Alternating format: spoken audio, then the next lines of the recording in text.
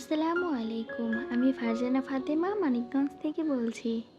আজকে আমি আপনাদেরকে ভিন্ন ধর্মী একটা রেসিপি শেয়ার করছি, আর সেটা হচ্ছে শীতল শুটকি বা চ্যাপা শুটকি ভুনা।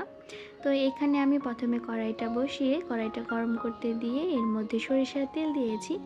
যে কোনো ভর্তার সময় যদি সরিষার তেল দেওয়া হয়, এটা খেতে সব সময়ের জন্য অনেক বেশি সুস্বাদু হয়ে থাকে। এখানে আমি শুটকি মাছ ভুনা করার জন্য অনেক বেশি পরিমাণে রসুন কুচি করে দিয়েছি। সেই সাথে কিছু রসুন আস্ত দিয়ে এখানে পেঁয়াজ কুচি দিয়ে ভালো মতো ভেজে নিব। আর আগে থেকে আমি শীতল শুটকিটাকে ভালো মতো পরিষ্কার করে গরম পানি দিয়ে ভিজিয়ে রেখেছি। আর পেঁয়াজটা ভাজা হয়ে আসলে আমি এর মধ্যে লবণ, হলুদের গুঁড়া, মরিচের গুঁড়া দিয়ে দিব পরিমাণ মতো। আজকে যেহেতু আমি প্রথমবারের মতো করছি, তো আমি এখানে অল্প পরিমাণে করছি। আপনারা চাইলে এভাবে করে দেখতে পারেন, একেবারে ভিন্ন ধরনের স্বাদ পাবেন। আর এটাকে আমি অল্প পানি দিয়ে ভালো মতো কষিয়ে নেওয়ার পর আগে থেকে ভিজিয়ে রাখা শুটকিটাকে ভালো মতো মিশিয়ে নিয়ে আমি ছেঁকে দেব ছাঁকনি দিয়ে, যাতে করে সম্পূর্ণ পানিটা এর মধ্যে যায়। আর এটাতে পানিটাই ব্যবহার করতে হবে, কেননা কাঁটা লাগতে পারে। যেহেতু এটার মধ্যে আবার শাক দেব, পুঁই শাক দিয়ে আজকের এই রেসিপিটা হবে।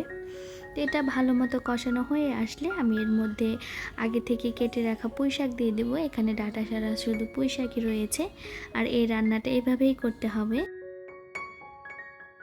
আর খুব সহজেই আপনারা চাইলে হাতের কাছে সমস্ত কিছু থাকলে মজাদার এই রেসিপিটা করে নিতে পারেন।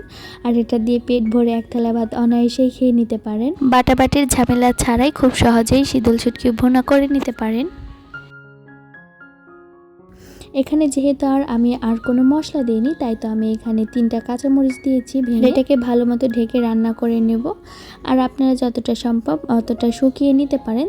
তো আমি এইদিকে আমার শুকানোটা হয়ে গিয়েছে, আমার রান্নাটাও প্রায় শেষের দিকে।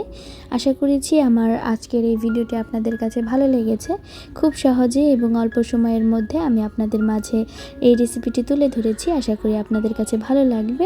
ভালো লাগলে সবাই আমার পাশে থেকে যাবেন। আল্লাহ হাফেজ।